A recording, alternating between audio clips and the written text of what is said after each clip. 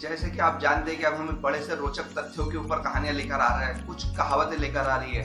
अब अगर आपने मेरी पिछली 2 कहावतें या इससे पिछले भी जो वीडियो आपने देखे होंगे तो आपको पता चल जाएगा कि हम इस चीज के ऊपर क्या बता रहे हैं। दोस्तों, बड़े ही अभूतपूर्व तथ्य होते हैं, कुछ रोचक तथ्य होते हैं, कुछ कल्पना मात्र से किए जाते हैं, और जब सुनते हैं तो बड़े ही आनंदमयी होते हैं, रोचकमयी होते हैं और जीवन में कुछ ना कुछ हमें सिखा देते हैं। बस यही चीजें जाननी पड़ती है जीवन के अंदर कि कैसे कुछ लोगों ने उस समय में कल्पना करके कुछ ना कुछ चीजें बनाई थी और आज के जीवन में और आज आधुनिक जीवन में भी उसका चलन है। तो जी हाँ दोस्तों, मैं एक ऐसी कहावत आपके लिए लेकर आया हूँ। मैं एडवोकेट पवन चौहान स्वागत करता हूँ मेरे मोटिवेशन स्टोरी में। आपने ये कहावत तो सुनी होगी दोस्तों, अंधेरी नगरी चौपट राजा।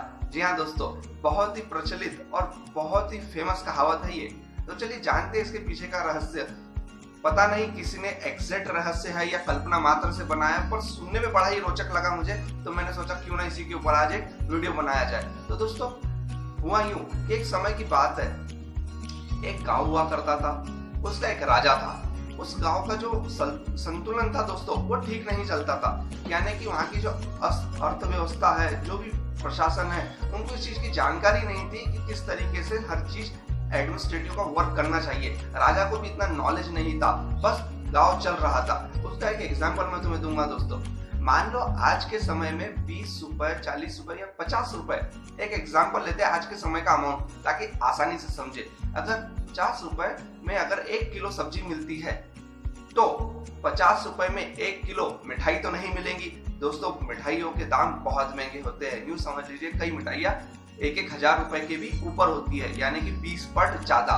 पर वो गाँव एक मात्र ऐसा गाँव था जहाँ, एक उदाहरण के लिए अमाउंट ले रहे हैं, उस समय में एक अलग ही पैसे का चलन होता होगा, पता नहीं। पर मान लो 50 रुपए में अगर सब्जी मिलती है तो 50 रुपए में उसी गांव के अंदर 1 किलो मिठाई असली घी की मिलती थी दोस्तों। है कि नहीं बड़ी अभूतपूर्व बात। कुछ लोग जब घूम रहे थे, उन्हें जब इस गांव का पता चला तो उन्होंने सोचा क्यों ना हम यहीं रुक जाए। बड़ा ही अद्भुत गांव है ये, क्योंकि यहाँ पर हर चीजों के दाम एक जैसे है, इसीलिए उसका नाम अंधेरी नगरी चौपट सरकार पड़ा। और उसके पीछे का रीजन ये भी था कि गुनाह कोई और करता और सजा किसी और को मिल जाती, क्योंकि किसी को कोई लॉजिक ही नहीं था इसके पीछे। तो ये एक रहस्य हो सकता है इस कहावत के पीछे का, अंधेरी नगरी चौपट राजा।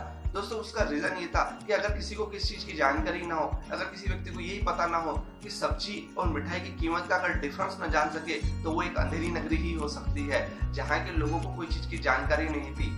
और यही इसके पीछे का एक बहुत पूर्ण रहस्य था दोस्तों।